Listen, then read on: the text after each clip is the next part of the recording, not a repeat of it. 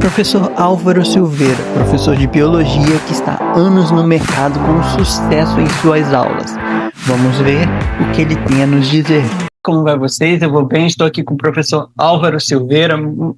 Seja muito bem-vindo, professor Álvaro. Quero começar te perguntando, você já trabalha há um tempão como professor, né? Há quanto tempo você está nessa área, nessa profissão? Cara, sou professor desde 2010. Na verdade, eu comecei ali fim de 2009, mas 2010, digamos assim, eu comecei mesmo. Então, já faz 15 anos que eu sou professor de biologia. Foi um pouco antes de eu me formar, né? Eu me formei na URGS, e aí a URGS, ela tem alguns cursos populares, né? Onde os alunos da graduação começam a dar aula, física, química, biologia, para pré-vestibular, assim. E foi sempre uma coisa que eu quis ser professor de pré-vestibular. E aí eu comecei nesses cursos populares, né? Fui pegando a manha de sala de aula e coisas. E aí iniciei isso em 2009, daí 2010 foi meu primeiro emprego, assim, de professor mesmo. Aí ali, a partir dali que eu começo a considerar que eu virei professor. E você ensina biologia na internet, né? De uma maneira bem divertida, engraçada. Que tem esse dedo maior do que o dedão ali e tal, mas sempre tem um tio velho que chega e diz, se tem o dedo maior do que o dedão é porque tua mulher vai mandar em ti. Mentira. Procaríoticos vão ser aquelas que vão ter o DNA solto dentro da célula. Eles não vão estar envoltos por um núcleo.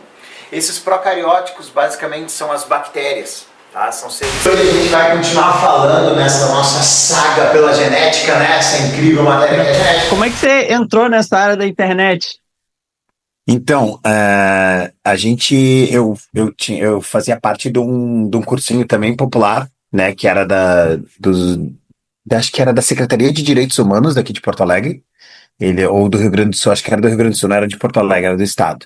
E aí tinha várias sedes assim em Porto Alegre, e eu comecei a dar aula num deles. Eu já dava aula em cursinhos de pré-vestibular, privados e tal, que ganhava dinheiro, e aí eu entrei nesse, porque eu sempre gostei muito de fazer trabalho social, assim, sabe? Tentar ajudar, porque eu fiz uma faculdade pública, e eu queria, tipo, devolver tudo que a sociedade me proporcionou, que é uma faculdade de excelência, uma universidade de excelência que é a URGS, e aí eu sempre tentei isso, bom, vou tentar retornar isso para a sociedade de alguma forma.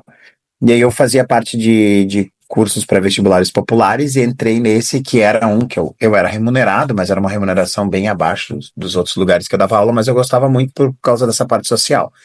E esse curso fechou, porque daí o que aconteceu? Trocou o governo, tudo que tem de bom no governo anterior, eles tiram, né?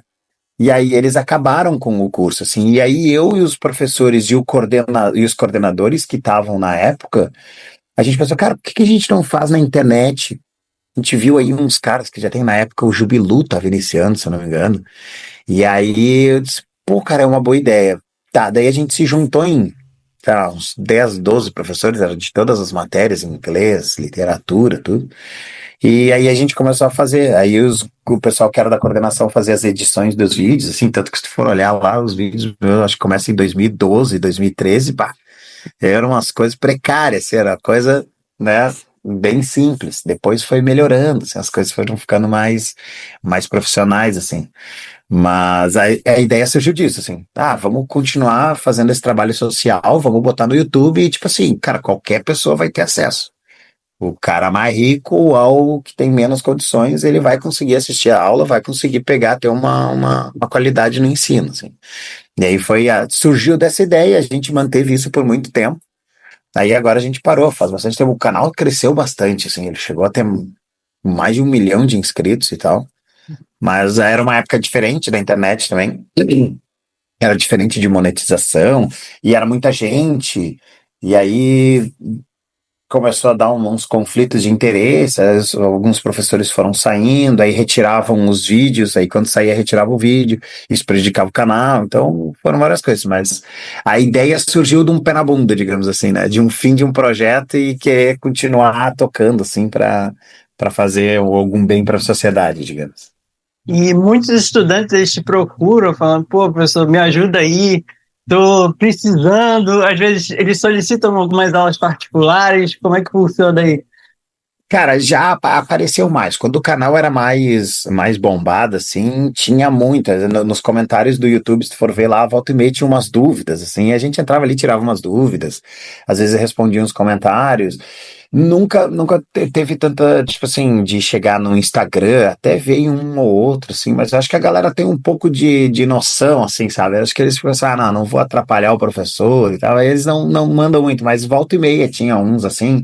O que vinha muito são os elogios, assim, que é a parte mais legal de ser professor, assim, é o reconhecimento, assim, que o aluno tem, isso aí é muito massa. Inclusive, até agora, eu estava ali, né, esperando para a gente conversar e uma aluna me mandou, uma aluna que foi minha aluna no passado, Sor, tive minha primeira prova de genética e tal, não sei o quê, e tirei 10, queria te agradecer, foi tu que fez eu entender genética e tal, não sei o que, legal. Essa é a parte mais massa, assim, de ser professor, sabe? A gente tem muito, ser professor tem muitos percalços, assim, muitos poréns, mas no fim das contas vale a pena pelo retorno do aluno, assim. Isso é a parte que é mais legal. Você sempre quis essa área de biologia? Cara, sim, sempre quis algo relacionado à saúde, assim. Fazia aquele, quando eu era mais novo, eu sempre tive muita dúvida. Meus pais queriam muito que eu fosse militar, até porque meu pai era militar e minha mãe também, ela. Minha mãe não era militar, mas eu digo que ela era sargentona, assim, ela era bem rígida, assim, ela que me botava para estudar e tal. E, e eles queriam sempre me levar para essa área. Não, vai ser militar, vai fazer o vestibular da SpaceX e coisa assim. Eu disse, pá, se eu não quero fazer isso aí e tal. Eu me sabotava nos vestibulares da SpaceX, tinha redação, eu zerava sempre as redações. Eu, Caramba. aí para não mostrar tipo, porque ela sabia que eu nunca pegava recuperação na escola, eu era bom na escola, assim, então não podia chegar numa prova e acertar 5 questões de 10 porque ela ia se ligar. Não, peraí, tem alguma coisa errada. Eu botava sempre a culpa na redação. Eu, às vezes entregava a redação em branco para não ter que corrigir nenhuma redação e eu passar. Aí eu comecei a fazer testes vocacionais e tal, e aí eu sempre gostei muito de coisas da saúde. E quando, ali por 2000 olha só como eu sou velho, 2003, começa a falar bastante sobre genética e coisa, e descoberta do código genético, e descrevendo genomas e tal, e aí eu disse, porra, isso aqui é legal, esse negócio que eu acho que é massa de fazer. Então, o que me jogou para dentro da biologia foi a genética, assim. Foi a parte que é mais que eu gosto, assim, de dar aula e de conhecer coisas. Ah, sim. E falando de prova, né? Temos o Enem, né? Que é você dá aula para vestibular.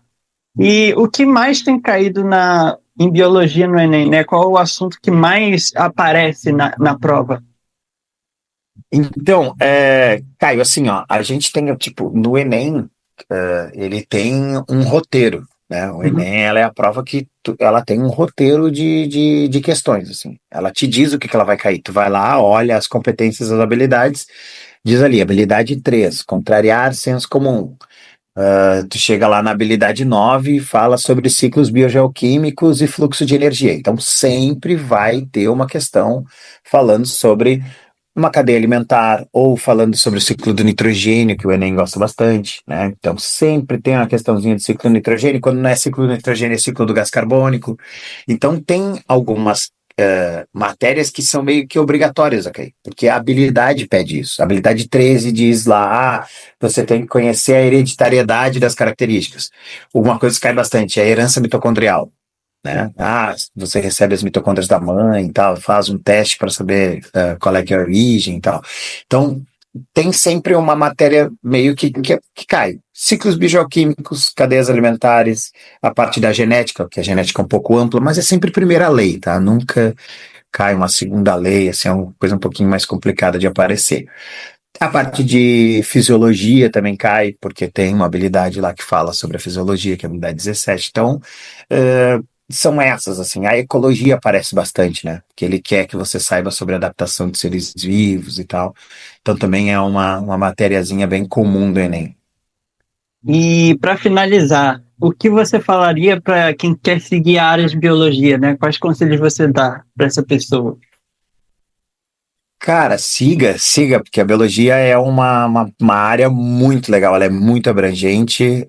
Vou fazer agora uma crítica. Nos roubaram áreas de atuação, né? Porque a biomedicina, a biotecnologia nos tirou áreas de atuação que era do biólogo, né? Então a gente fazia bastante trabalho de laboratório e coisas assim. Agora, quando tu vai no mercado de trabalho, eles querem mais algo da biomedicina, querem algo mais da biotecnologia, assim, mas a parte ambiental é muito legal e porra, a gente vê o nosso planeta e as nossas notícias, está mais do que nunca é necessário que a gente abra o olho e preste atenção, e é a biologia que é responsável por isso, né? O biólogo que vai estar responsável por conscientizar a população e a sociedade que a gente tem que cuidar e preservar o nosso meio ambiente, porque as consequências podem ser bem graves daqui para frente. Então, professor Álvaro, foi uma alegria imensa, uma satisfação medonha, uma hemorragia de prazer te entregar. Pô, roubou agora a minha despedida, agora eu não vou saber o que falar. Não, Esse mas cara foi. fala essa despedida porque eu adoro esse merchan.